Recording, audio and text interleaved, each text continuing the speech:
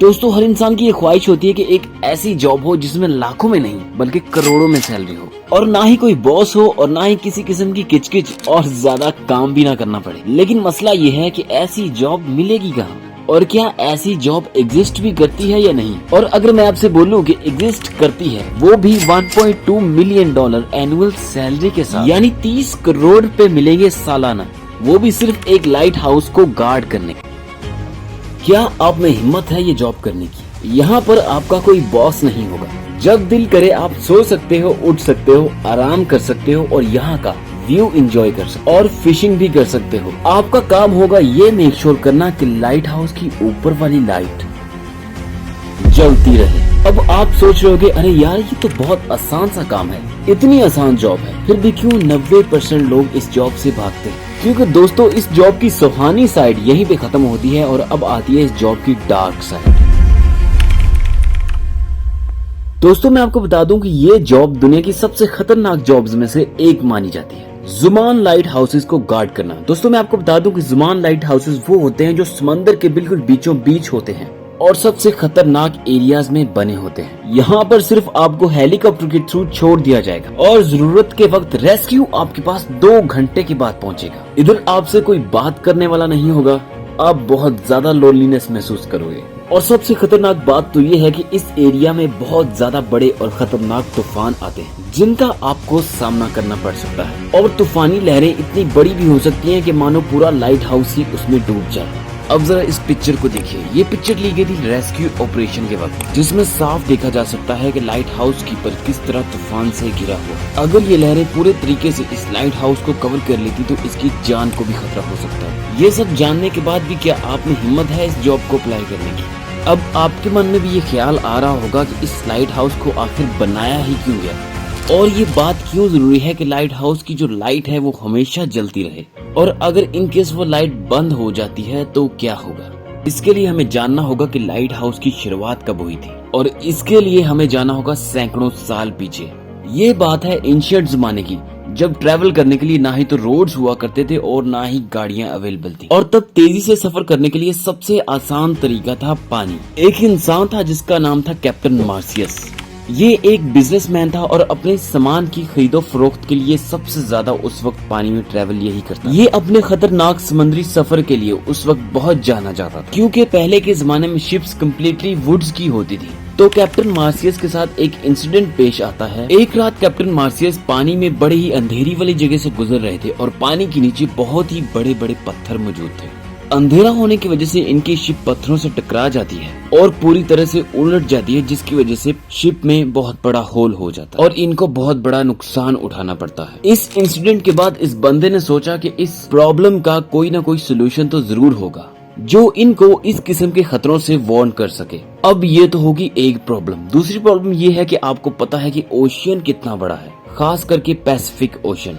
अगर हम पूरी दुनिया के लैंड्स को एक जगह पे इकट्ठा कर दें, 7 कॉन्टिनेंट्स को आपस में मिला दें, तो भी पैसिफिक ओशन ज्यादा बड़ा है। जब पुराने वक्त में अवाम पानी के थ्रू सफर करती थी तो इनको कुछ भी नहीं पता होता कि अगला ठिकाना कहाँ पर है और कितनी दूर है, और नेविगेशन उस दौर का दुनिया का सबसे बड़ा मसला था। जीपीएस या कोई भी एडवांस सिस्टम तक अभी तक लोगों को रसाई हासिल नहीं थी जो लोगों को लोकेशन के बारे में गाइड कर सकता। जीपीएस इन्वेंट हुआ था 1973 में और पब्लिकली अवेलेबल हुआ था 1978 में।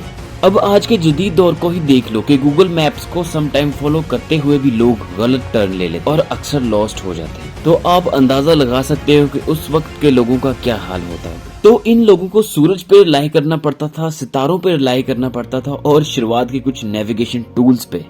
इस नेविगेशन की वजह से 3-4 प्रॉब्लम्स को और फेस करना पड़ता था, जैसे कि कैप्टन एलिस को आई थी। कैप्टन एलिस अपने क्रू के साथ पैसिफिक ओशन में सफर कर रहे थे और वो भी रात के वक्त। अचानक इनके सामने घने बादल आ जाते हैं और सितारे छुप जाते हैं, जिनको देखकर ये लोकेशन का अंदाजा लगा रहे थे। इसकी वजह से ये लोग पैसिफिक ओशन में रास्ता भटक जाते हैं और जब सुबह होती है तो इनको पता चलता है कि लॉस्ट हो चुके हैं। क्रू के पास ना ही तो कुछ खाने के लिए बचा था और ना ही पीने के लिए। भूख और प्यास की वजह से क्रू का बुरा हाल हो जाता है। आपको पता ही होगा कि ओशन का पानी हम इंसान नहीं पी सकते क्योंकि ये बहुत ज्यादा नमकीन होता है और इसको पीने से इंसान की मौत भी हो सकती है। तो ये लोग पानी में होने के बावजूद भी प्यासे थे और बहुत से क्रू मेंबर्स मर गए। कैप्टन इनको बहुत मुश्किल से लैंड मिलता है और ये फाइनली वहाँ पर जाकर स्टॉप करते हैं। अब दुनिया के सबसे पहले लाइट हाउस की शुरुआत होने वाली थी इजिप्ट में मेडिटेरेनियन सी के साथ। वहाँ का रूलर था फिटोलमी। इसका किंगडम उस टाइम एक प्रॉपर हब था ट्रेड कल्चर के लिए, लेकिन इस किंगडम के लिए सबसे बड़ा मसला था इसकी लोकेशन। अगर आप इस पिक्चर को ध्यान से देखें तो शहर के किनारे से गुजरने के लिए इस बड़ी बड़ी चट्टानों से गुजरना पड़ता था। जब ट्रेड करने वाली शिप्स रात के टाइम इस जगह से तेज रफ्तार से गुजरती थी तो ये पानी के नीचे नोकदार पत्थरों से टकरा जाती थी। ये शिप्स पूरी तरह डूब जाती थी और इनके कार्गो भी जाया हो जाते थे, जिसकी वजह से इनके किंगडम को बहुत ज्यादा नुकसान हो रहा था। किंग प्टोलेमी ने अपने मैरीन ट्रेड किंगडम की सेफ्टी के लिए सबसे ब्रिलियंट आर्किटेक्ट को बुलवाया और इनसे इस सोल्यूशन के लिए मदद मांगी। दोनों ने मिलकर काफी टाइम रिसर्च करके एक बहुत ही मास्टर प्लान बनाया, एक बड़े से रोशनी के मीनार को बनाने का, जो शिप्स को गाइड करे सेफ्टी की तरफ और साथ ही इनको वार्न भी करेगा पानी के नीचे मौजूद खतरे से। इन लोगों ने अपना काम तो शुरू कर दिया, लेकिन इनको ये नहीं पता था कि ये जो चीज बना रहे ये one of the best invention होने वाली है एंशिएंट जमाने की। फिरोज ऑफ अलेक्जेंड्रिया आइलैंड के साहिल के ऊपर ये लाइट हाउस चमकती हुई बुलंदियों पर पहुंच गया। इसकी हाइट 384 फीट थी और इसको व्हाइट मार्बल से बनाया गया था। इस लाइट हाउस के ऊपर बहुत बड़ी आग जलती थी, जिसको हर वक्त ऑयल और लकड़ियों की सप्लाई मिलती रहती थी। इस लाइट हाउस को दुनिया के 7 अजूबों में से एक भी माना गया था, लेकिन सिर्फ इसके साइज की वजह से ये लाइट हाउस इतना अमेजिंग नहीं था। इसके पीछे इसका जीनियस डिजाइन भी था। मिरर और लेंस का सिस्टम भी बनाया,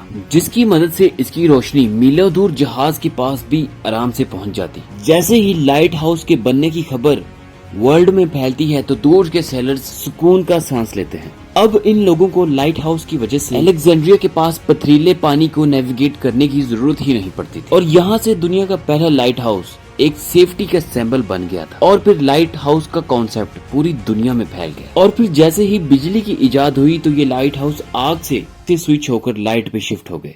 और अब बात करते हैं कि लाइट हाउस की लाइट अगर गलती से आपसे बंद हो जाए तो इससे क्या नुकसान हो सकता है। इसकी वजह से कई शिप्स रास्ता भटक सकते हैं जो आपके लाइट हाउस पर रिलाई कर रहे हैं। शिप्स पत्थरों से टकरा सकते हैं, इनमें शिप्स का करोड़ों का नुकसान भी हो सकता है और आपको इसकी भरपाई भी करनी पड़ सकती है। अब समझ आया कि क्यों 90% लोग इस जॉब से भागते हैं। तो शुरुआत में मैंने कहा कि $1.2 मिलियन एनुअल सैलरी। क्या आप अभी भी ये जॉब करने के लिए तैयार हो? मुझे कमेंट में जरूर बताना। मैं मिलूंगा आपसे नेक्स्ट वीडियो में। तब तक मेरे चैनल को सब्सक्राइब कर लें और वीडियो को जरूर लाइक करें। अल्लाह हाफिज।